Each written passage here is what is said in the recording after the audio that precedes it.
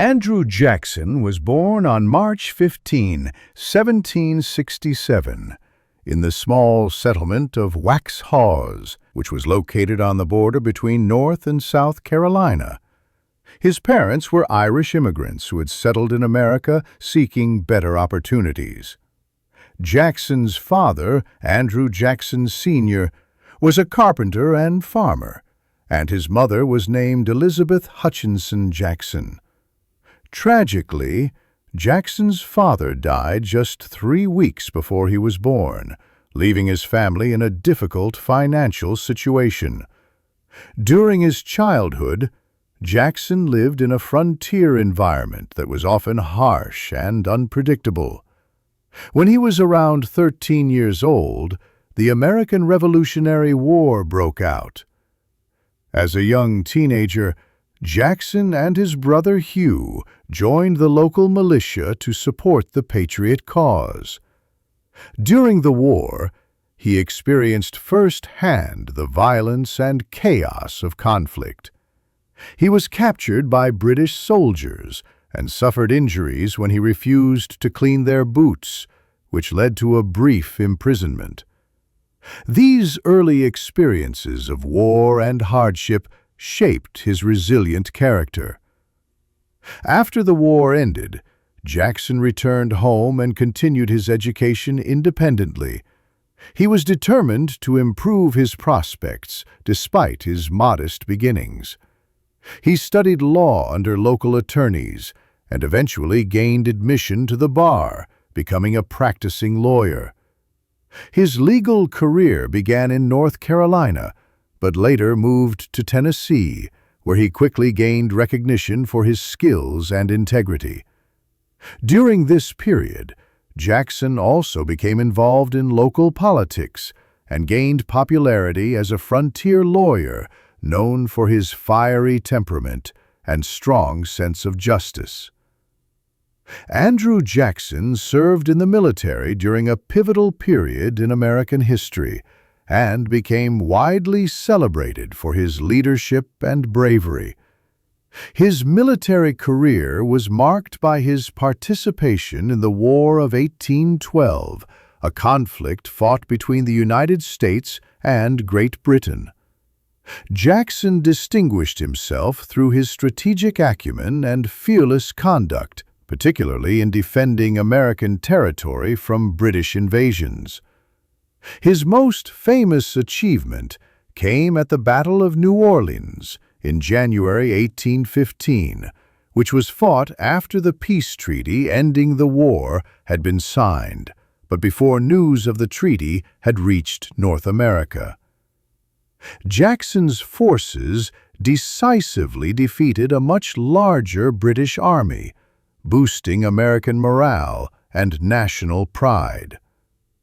The victory at New Orleans made Jackson a household name across the country and established him as a national hero, paving the way for his future political career. Following his military successes, Jackson transitioned into politics. In 1797, he was elected to the United States Senate as a representative from Tennessee. During his time in Congress, he became known for his fiery rhetoric, strong opinions, and unwavering support for the interests of frontier settlers and common Americans. His reputation as a fierce defender of individual rights and states' sovereignty resonated with many voters, especially those from Western territories who felt underrepresented in the federal government. In 1821, Jackson was appointed as the governor of Florida after it was acquired from Spain through the Adams-Onis Treaty. As governor, he faced numerous challenges related to establishing American authority in this newly acquired territory. Florida was then a land of conflicts involving Native American tribes, Spanish authorities, and American settlers vying for control. Jackson's leadership was characterized by his assertiveness and determination to secure U.S. interests. He took decisive actions against hostile native tribes and Spanish forces, often acting unilaterally to maintain order. His tenure as governor demonstrated his ability to handle complex territorial issues and further elevated his national profile as a strong-willed leader committed to expanding American influence. In the presidential election of 1824, Andrew Jackson was one of the most prominent and popular candidates, especially among the common people and those from the western frontier. He had gained fame as a war hero from his leadership during the War of 1812, particularly for his victory at the Battle of New Orleans, which made him a national hero. Jackson's supporters believed he represented the interests of ordinary Americans and was a champion of democracy and populism. During the election, he competed against several other candidates, including John Quincy Adams, Henry Clay, William H. Crawford, and others. Jackson received the highest number of electoral votes and also won a significant portion of the popular vote, making him the frontrunner.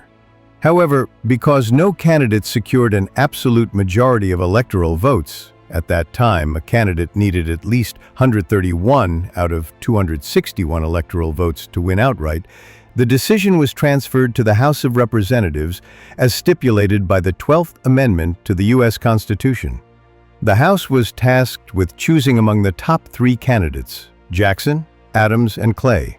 Henry Clay, who was Speaker of the House and also a candidate himself, used his influence in this process. In what became one of the most controversial moments in American political history, John Quincy Adams was elected president by the House in February 1825. Many of Jackson's supporters believed that a corrupt bargain had taken place between Adams and Clay. They argue that Clay had used his influence as Speaker to sway votes in favor of Adams in exchange for being appointed Secretary of State, a position seen as a stepping stone to the presidency at that time. This accusation fueled widespread suspicion and resentment among Jackson's supporters and contributed to his rise as a populist leader who would challenge what he saw as an elitist political establishment. In 1828, Andrew Jackson was elected as the 7th President of the United States, marking a major turning point in American political history.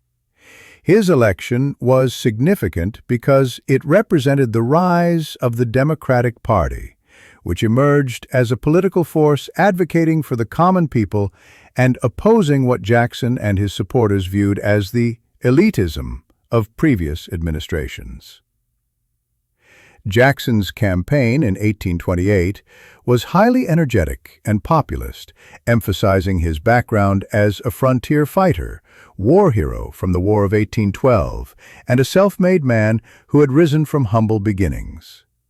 He appealed to ordinary Americans by promoting policies that favored states' rights, limited federal government power, and opposed the national bank, which he believed favored wealthy elites at the expense of common citizens. Jackson's victory in 1828 was decisive. He won by a large margin both in electoral votes and popular votes.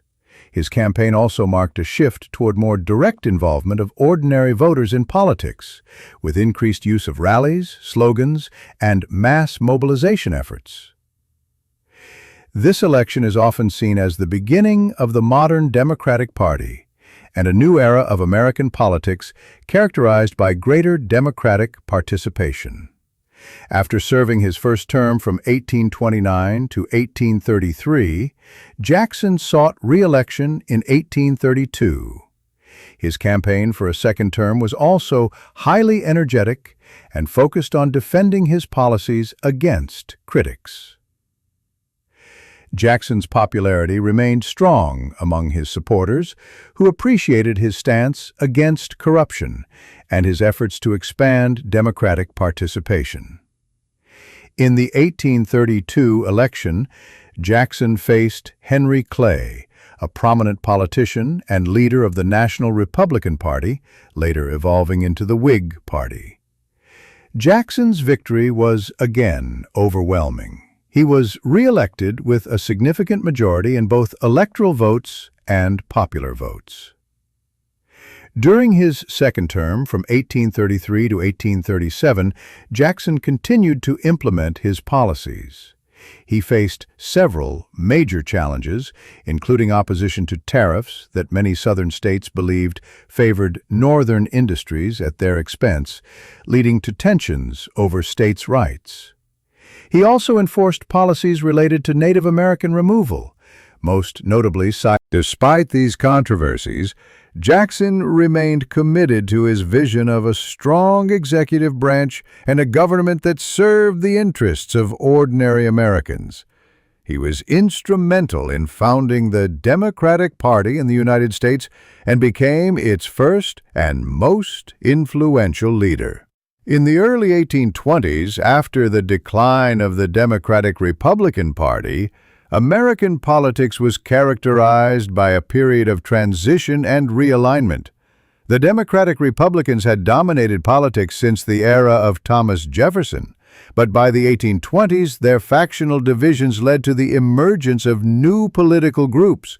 Jackson and his supporters sought to create a new political organization that would champion the interests of ordinary Americans, particularly those from the frontier and rural areas, and oppose what they viewed as the corrupt aristocratic elites represented by figures like John Quincy Adams and Henry Clay. Jackson's supporters began organizing themselves into a coalition that emphasized populism, states' rights, limited federal government, and expanded voting rights for white men. They believed in empowering common citizens to participate more directly in politics, which was a departure from previous elite-dominated political systems. This movement gradually coalesced into a formal political party around 1828, which was named the Democratic Party. Jackson's charismatic leadership and popularity among voters played a crucial role in unifying these factions into a cohesive political force. The Democratic Party under Jackson's leadership promoted policies such as opposition to the National Bank, which they saw as benefiting wealthy elites at the expense of ordinary Americans, support for westward expansion, and Indian removal policies that aimed to relocate Native American tribes from their ancestral lands to territories west of the Mississippi River. Jackson's campaign style was innovative for its time. It relied heavily on mass rallies, slogans like Jackson and Liberty, and widespread use of newspapers to reach voters directly.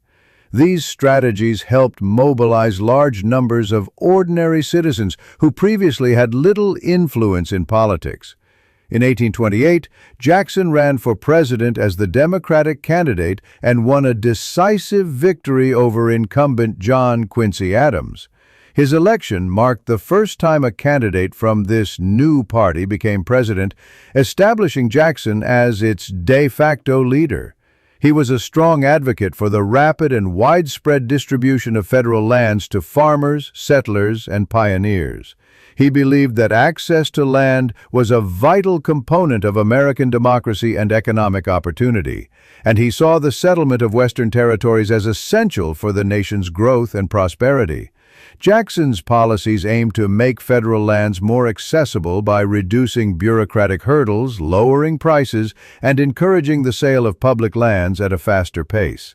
He supported legislation that promoted the sale of large tracts of land at affordable prices, which would enable ordinary Americans, particularly farmers and small settlers, to acquire land and establish new homes and communities in the expanding frontier. During his presidency, Jackson took steps to accelerate land sales by streamlining government procedures and promoting policies that favored settlement. For example, he supported the implementation of the Preemption Act of 1830, which allowed squatters, settlers who occupied federal land before it was officially surveyed or sold, to purchase the land they had settled at a discounted price once it was offered for sale. This policy helped many settlers secure land rights more quickly and with less financial burden.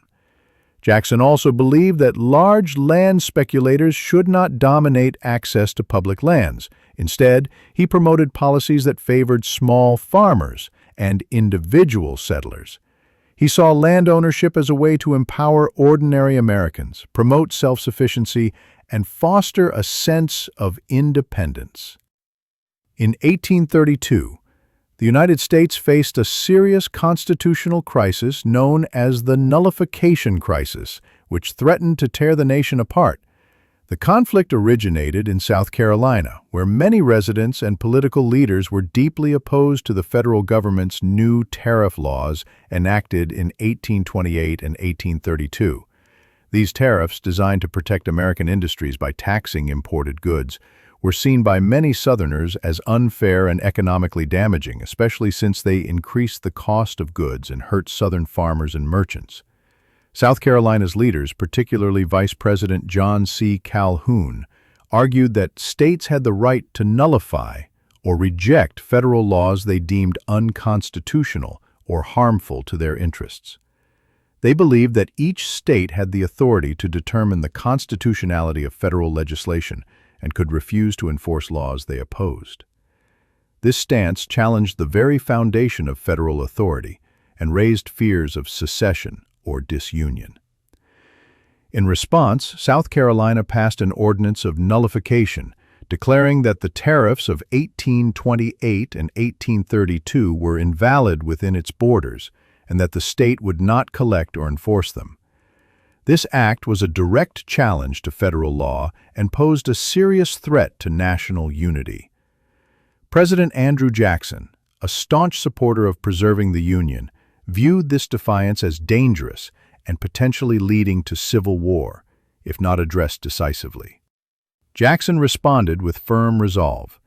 He issued a proclamation asserting that nullification was unconstitutional and reaffirmed his commitment to uphold federal laws. He also authorized the use of military force if necessary to enforce compliance with tariffs. To give legal backing to his actions, Congress passed the Force Bill in 1833, which explicitly authorized Jackson to use military power against any state resisting federal law. Jackson prepared for possible military action by mobilizing troops and making it clear that he would not tolerate rebellion or disunion. However, before any armed conflict occurred, South Carolina's leadership realized that Jackson was serious about maintaining national unity. Under pressure from Jackson's strong stance and military readiness, South Carolina repealed its nullification ordinance in December 1832. The crisis was thus peacefully resolved without bloodshed. But it set an important precedent for federal authority over individual states. Jackson's firm response demonstrated his unwavering commitment to preserving the Union at a time when sectional tensions threatened its stability. His actions prevented what could have become a civil war over states' rights versus federal power and reinforced the idea that no state could unilaterally secede or ignore national laws without consequences. Before Jackson's presidency, presidents generally used the veto sparingly, often only when they believed a bill was unconstitutional. However, Jackson viewed the veto as a vital tool for asserting presidential independence and influence over legislation, especially when he believed Congress was acting against the public interest or overstepping its constitutional bounds. Jackson's approach to the veto was assertive and sometimes controversial. He believed that the president should have a say in shaping legislation and that he had a duty to oppose laws he considered harmful or unjust. This philosophy led him to veto numerous bills, far more than his predecessors. During his time in office from 1829 to 1837, Jackson issued a total of 12 vetoes, compared to only a handful by previous presidents combined. His use of the veto was not limited to constitutional objections. He also used it as a political tool to oppose policies he disagreed with or that were supported by his opponents. One of Jackson's most famous vetoes was his rejection of the recharter of the Second Bank of the United States in 1832. Jackson believed that the bank was an undemocratic institution that favored wealthy elites and concentrated too much economic power in private hands. He argued that renewing its charter was unconstitutional and an abuse of power by Congress. By vetoing this bill, Jackson challenged not only the bank but also Congress's authority to reauthorize it, asserting that the president had a significant role in checking legislative decisions. This veto was unprecedented at the time and demonstrated Jackson's willingness to use executive power actively to shape policy. Jackson also used his veto power to influence issues related to tariffs, internal improvements, and other economic policies. His frequent vetoes helped him shape national policy according to his vision of a limited but active federal government that protected ordinary citizens' interests against special interests and monopolies. His vigorous use of vetoes also sent a message that presidents could take a more active role in policymaking rather than merely executing laws passed by Congress. Andrew Jackson's opposition to the Second Bank of the United States was a defining aspect of his presidency and had profound implications for the American financial system. Jackson believed that the bank was an unconstitutional institution that wielded excessive power, favoring wealthy elites and private bankers at the expense of ordinary citizens. He argued that it concentrated too much economic influence in a private corporation which could manipulate the economy for its own benefit and threaten democratic governance. His opposition was also rooted in his suspicion of centralized financial power, which he saw as a threat to individual liberty and state sovereignty. The conflict over the bank escalated into what became known as the Bank War. Jackson's political opponents supported renewing the bank's charter, but Jackson vehemently opposed this. In 1832, he vetoed the bill to recharter the bank, framing his veto message as a defense of democracy against an undemocratic institution that favored the wealthy few. This veto was significant because it challenged Congress's support for the bank and asserted presidential authority over economic policy. Jackson's veto message emphasized that the bank was unconstitutional and that renewing its charter would concentrate too much power in private hands, undermining the rights of states and ordinary citizens. Following his veto, Jackson took decisive action to dismantle the bank. He ordered the withdrawal of federal deposits from the Second Bank and transferred these funds into various state-chartered banks, often called pet banks. This process was part of his broader effort to decentralize banking power and reduce federal influence over the economy. While supporters believed this would democratize banking and promote competition among state banks, critics argued it led to reckless lending practices and financial instability. The removal of federal deposits also meant that the central bank's ability to regulate credit and stabilize currency was severely weakened. In addition to his opposition to the bank, Jackson implemented a credit policy based on sound money principles. He aimed to promote financial stability by encouraging stable currency backed by gold and silver rather than paper money or credit expansion. Jackson believed that excessive credit fueled speculation and economic bubbles, which could lead to crises. To this end, he supported policies that limited paper money issuance by state banks and promoted specie, gold and silver, payments. These measures were intended to prevent reckless lending but had unintended consequences. One of these consequences was contributing to the financial crisis of 1837. The policies Jackson put in place, particularly removing federal deposits from the central bank, destabilized banking practices across the country. Many state banks had engaged in risky lending during earlier years, fueled by easy credit policies, especially during land speculation booms. When credit tightened after Jackson's reforms, these banks faced liquidity shortages or failed altogether. The sudden contraction of credit led to widespread bank failures, business bankruptcies, unemployment, and a severe economic depression that lasted for several years. The Panic of 1837 revealed some of the risks associated with Jackson's approach. Decentralizing banking power without sufficient regulation could lead to instability.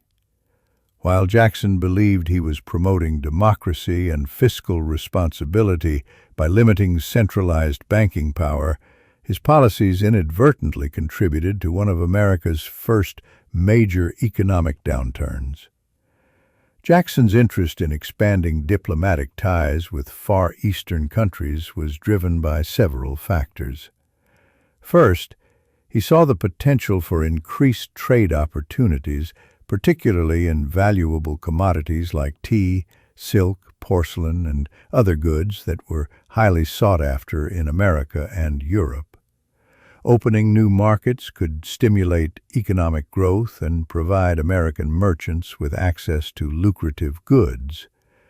Second, Jackson believed that establishing diplomatic relations would help secure American interests abroad, including protecting American ships and citizens engaged in trade or residing in these regions. Although formal treaties or extensive diplomatic missions to East Asia did not materialize during Jackson's presidency, his administration laid important groundwork for future engagement.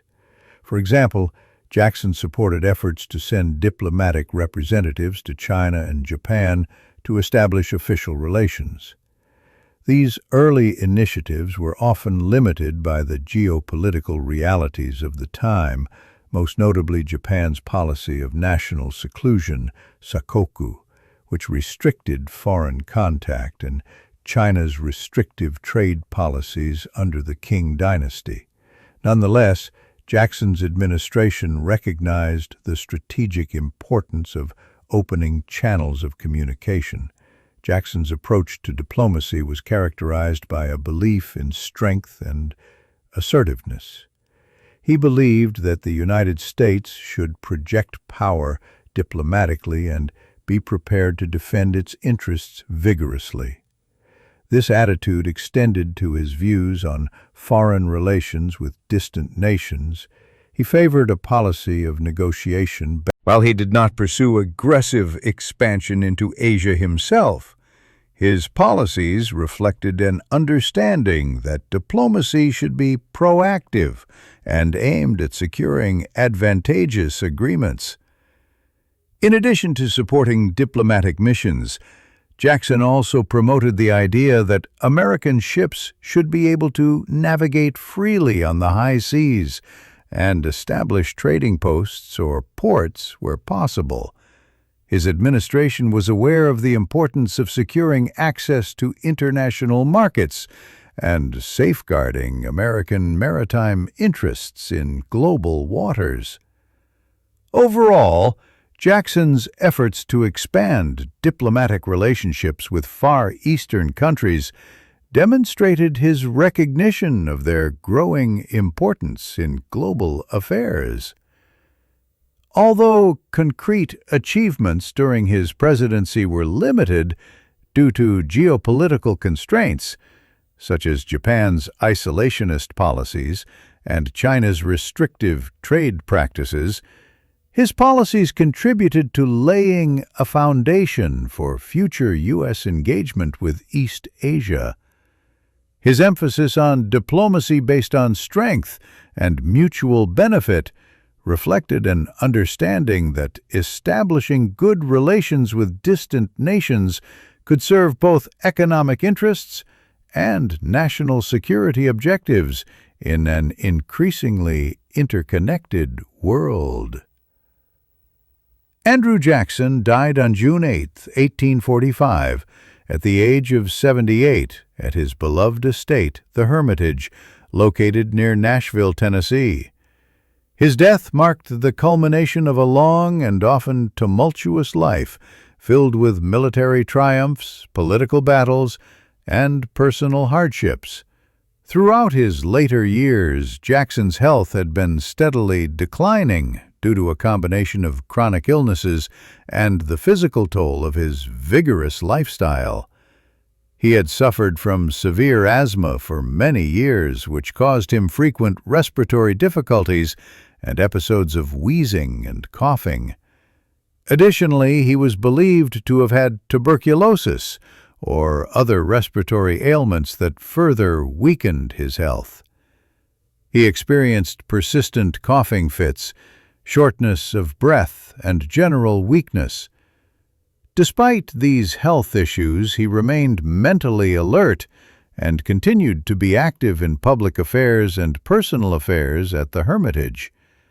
However, in the days immediately preceding his death, his symptoms intensified.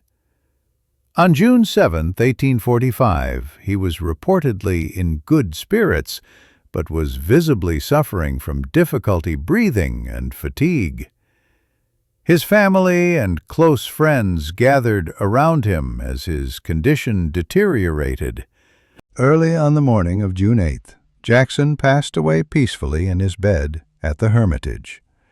His death was attributed primarily to respiratory failure related to his long-standing asthma and other health complications. His passing was widely mourned across the United States. Many Americans regarded him as a hero who had fought bravely in the War of 1812, most famously at the Battle of New Orleans, and as a president who championed the common man and expanded democratic participation for white men. Jackson's funeral was held at the Hermitage, with a large gathering of family members, friends, political allies, and admirers. He was buried on the estate alongside his wife, Rachel Jackson, who had died earlier in 1828 amid personal tragedy and controversy surrounding her marriage to Jackson. His grave became a site of national remembrance. Over time, it has been preserved as part of historical heritage.